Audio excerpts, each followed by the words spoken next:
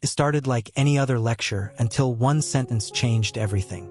The room was full, but no one knew they were about to witness something people would talk about for years. This wasn't just another class at Stanford University. This was the stage of Dr. Graves, a professor who didn't teach philosophy. He used it like a weapon. Every student knew his reputation. He didn't just question faith. He hunted it down, cornered it, and ripped it apart piece by piece. His lectures were famous, not because they were educational, but because they were brutal. The first thing he always did was scan the room, looking for anyone wearing signs of belief. A cross around the neck, a prayer cap, a headscarf. Those students became his first targets, caught in a storm they couldn't prepare for. That day, one student caught his eye, not because of what he said, but because of what he didn't. Barron Trump sat silently, calm in a way that felt out of place in a room designed for chaos. By the time the class ended, the entire room had forgotten their notes, their assignments. Everything except the sentence that flipped the professor's world upside down. Dr. Graves had built a reputation that stretched far beyond Stanford's campus. He wasn't just another professor in the philosophy department, he was an event. His lectures were less about teaching and more about performing. A spectacle where logic was his weapon, and faith was the enemy.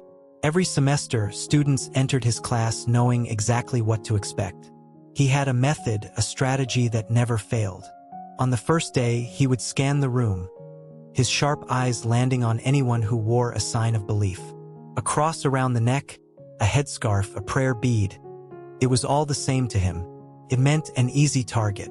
Then the questions would begin. Do you believe because you've searched for truth? Or because someone told you to? If God is real, why hasn't he silenced me for mocking him? Is faith a sign of strength, or just a comforting lie? It wasn't just what he asked, but how he asked it. His tone laced with amusement, his smirk daring students to answer without stumbling. Some tried to fight back. Most hesitated. He enjoyed that moment, the flicker of doubt, the moment someone realized they were standing on shaky ground. But it wasn't just students who struggled to match him. Colleagues, theologians, even visiting scholars had tried to debate him. Few walked away feeling victorious. He had an uncanny ability to twist arguments, to lead his opponents down a logical path that seemed solid, until they realized too late that he had set a trap. Despite his confidence, one mystery remained. No one knew why he despised faith so much. Some whispered that he had once been deeply religious, only to turn against it. Others believed he had lost someone and blamed God. But Graves never explained himself. He simply made one thing clear: faith was an illusion, a crutch for those afraid to face reality. Every semester, he played the same game. He tore apart religious students, forcing them to either abandon their beliefs or hide them. And every semester, he won. Until now. The first time Barron Trump walked into the lecture hall, people noticed. It wasn't just his name. That alone was enough to turn heads. But there was something else about him. Something quieter, harder to explain. He was tall, much taller than anyone expected, towering over most students at 6'7". But it wasn't his height that made the room pause. It was the way he carried himself. While others slouched into their seats, scrolling through their phones or whispering to friends, Barron sat perfectly still, straight-backed, hands resting calmly on his desk, eyes forward. He didn't shift around, didn't fidget, didn't try to blend in or stand out. He simply existed, fully present, in a way that made others uncomfortable without him ever saying a word. Around his neck, a thin silver chain caught the light, a small cross resting against his shirt. It wasn't flashy. It wasn't meant to impress anyone. It was just there, simple and unshaken, like him. Dr. Graves noticed him immediately. Not because of the name. Graves had no interest in political families or wealthy backgrounds, but because of the stillness. That calm made him curious. Over the first few weeks of class, Barron spoke very little. While other students scrambled to argue back or desperately tried to impress the professor, Barron did neither. He listened, not just to respond, but to actually hear. When Graves asked sharp questions, Barron didn't jump in to answer. He didn't rush to defend himself or anyone else. Instead, he sat quietly, watching the professor with a look that wasn't fear, wasn't anger, just quiet attention. That silence was powerful. In a room full of students trying to prove how smart they were, Barron's refusal to play the game made him impossible to ignore. Graves marked him the way a lion marks prey. He knew students like Barron, or thought he did. The quiet ones, the ones with calm confidence, were the most satisfying to break. And with that cross around his neck, Barron had already placed himself in the center of the professor's target. It wasn't a matter of if Graves would come for him. It was only a matter of when. The day everything changed started like any other. Students filled the hall, some half awake, others already preparing their notes. Dr. Graves leaned against his desk, arms crossed, wearing that familiar smirk that told everyone he was ready for his next target. His eyes swept across the room, searching for something or someone. Then they locked onto Barron Trump's seat. But something was missing. The cross, the small silver cross that had rested against Barron's shirt since the first day, was gone. Graves didn't wait. His voice carried across the hall, sharp and deliberate. "No cross today?" he said, raising an eyebrow. "I guess faith is easier to forget than I thought." A few students laughed, but it wasn't the carefree kind. It was the nervous laughter people give when they know something uncomfortable is about to happen. All eyes turned to Barron. Some expected him to stumble through an excuse. Others thought he might stay quiet and let it pass. But Barron didn't do either. He lifted his head, met Graves' stare without blinking, and answered in a voice so calm it cut through the noise like a knife. "If my faith was just for show," Barron said, "you wouldn't feel the need to mention it." The room froze. The air shifted.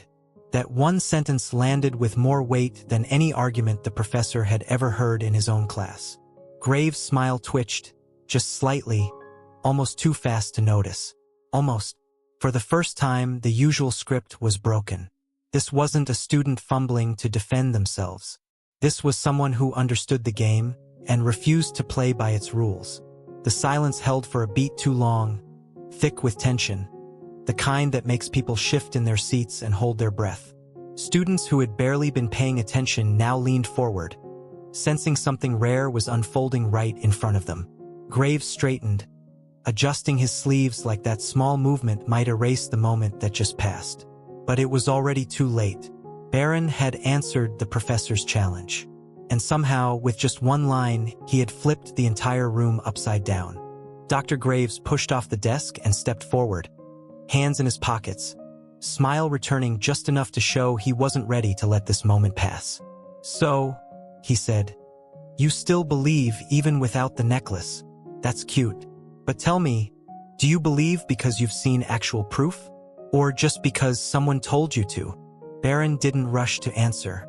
He let the question sit for a second before replying. "Not everything real can be held in your hand." Graves' smile widened. "That's what every believer says when they run out of arguments. But we live in a world built on evidence. If you want to cross a bridge, you trust the engineer because there's proof the bridge will hold. If you go to a doctor, you expect medicine that's tested, not just guessed. So why should God get a free pass?" Barron stayed calm. "What about love?" he asked. The professor frowned slightly. "What about it? You can't see it. You can't measure it in a jar. But people live and die for love every day. Would you say love isn't real?" Somewhere near the back of the hall, someone let out a quiet and a few students exchanged quick glances. Graves shook his head. "That's different. Love is an emotion. It comes from the brain, chemicals, hormones, biology. We can study it even if we can't touch it. But the feeling itself," Barron said, "the experience, there's no physical proof that love means anything. Yet we build families, make sacrifices, and change our entire lives for it." The professor's smile shrank just a little. "That's a nice trick," he said. "But comparing love to faith doesn't work. Love exists between people. Faith asks you to believe in something that hasn't shown up. It asks you to trust a being you can't see, hear, or test." Barron folded his hands on the desk. "So if something can't be tested, it's not real?" "That's exactly what I'm saying," Graves replied. Barron's expression didn't change. "Do you believe in justice?" Graves paused. "Justice is a human concept. Societies agree on it. But can you hold it? Barron asked. Can you weigh it on a scale? You can see laws, but the actual idea of justice, it only exists because we choose to believe in it. The professor's jaw tightened just slightly. That's philosophy, not faith. Barron nodded. But both are built on things we can't see. That doesn't make them meaningless. The air in the room thickened again. Graves was used to students who argued with passion, anger, or desperation. Barron didn't do any of that. He asked questions instead. And somehow that made him harder to knock down. Graves took a step closer. All right, he said. Let's go deeper. What stops someone from believing in anything they want? Fairies, invisible dragons, leprechauns. If you don't need evidence, where's the line? Barron didn't blink. Faith isn't believing everything. It's trusting something worth trusting. Graves raised an eyebrow. And who decides what's worth it? Barron's answer came without hesitation. You do. Same as love, justice, and everything else we can't see but know is real. The room felt heavier than before. Every eye stayed locked on the two figures standing at the center of it all. Dr. Graves had built his name on arguments like this, turning faith into a target and firing at will. But this time something was off.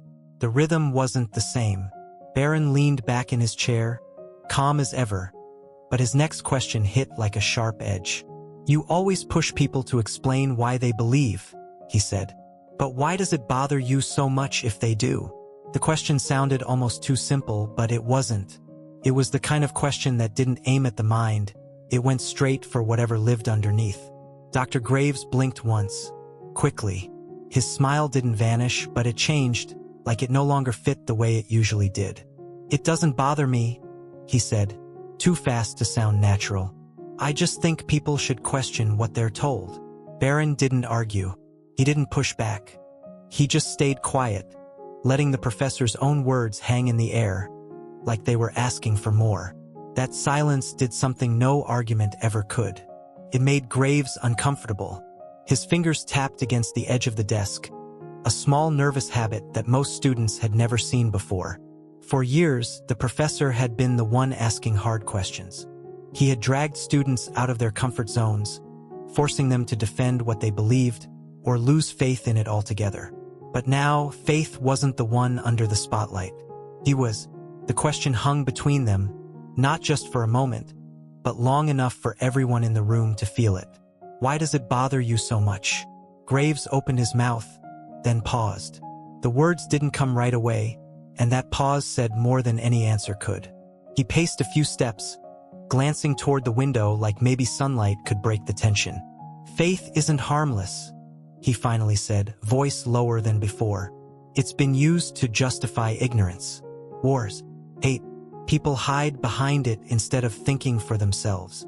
Barron listened, no trace of judgment in his expression. Some do, he said softly. But isn't that a problem with people, not faith itself? The professor's jaw tensed slightly, but he didn't respond right away. His silence wasn't frustration anymore. It was something closer to hesitation, as if Barron's words had stepped too close to something the professor had spent years avoiding. For the first time, it felt like this wasn't about winning an argument. It was about understanding something deeper, something neither of them had expected to uncover. Dr. Graves stood still, fingers gripping the edge of his desk. The usual spark in his eyes wasn't there. The sharpness that made him untouchable seemed to have faded, if only for a moment. His gaze drifted toward the back of the room, not looking at anything in particular, just staring past the walls, past the students, past the present moment itself. You want to know why faith bothers me? He said, his voice quieter than anyone expected. Fine, I'll tell you. The room didn't move. No one shuffled their bags or checked their phones. Felt like the entire hall had stopped breathing. I grew up in it, Graves said. My whole life revolved around it. Every decision, every rule, every answer, all tied to faith. There were no questions, only instructions. You didn't ask why. You obeyed. He gave a short laugh, the kind that wasn't funny at all. And when things went wrong, and they did, people said it was God's plan. No thinking, no understanding. Just accept it. His hand ran over his jaw, the weight of old memories settling on his face. And when my sister got sick, really sick, everyone prayed. Every day, every night. They said if we believed enough, she'd get better. Barron didn't interrupt.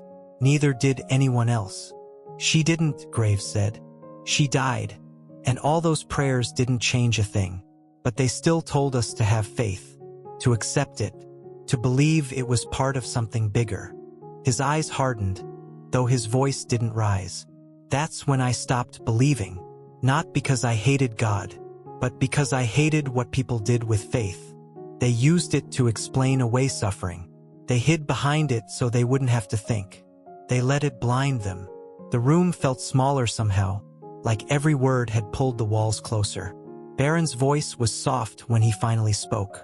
That's not faith, he said. That's fear. Real faith asks hard questions. Real faith doesn't hide from truth. It chases it. Graves looked at him, not with anger, but with something harder to place.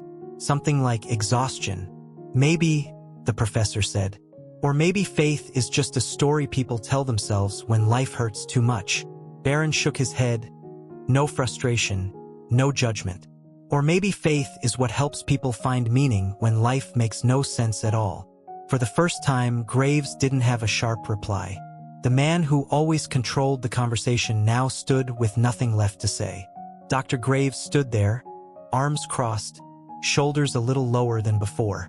The weight of his own story still hung in the air, and for once, the room felt like it belonged to no one. Not the professor, not the students, just the truth, raw and unpolished. Barron leaned forward slightly, resting his elbows on the desk, but his voice stayed calm. I'm sorry about your sister, he said, but I think you and I see faith differently. Graves gave a tired smile, one that didn't quite reach his eyes. I'm sure we do. Barron didn't argue. He didn't push. He just spoke quietly, like someone who wasn't trying to win, just trying to be understood. You treat faith and logic like they're enemies, he said. But they're not. The professor raised an eyebrow, but this time, there was no sharp reply ready.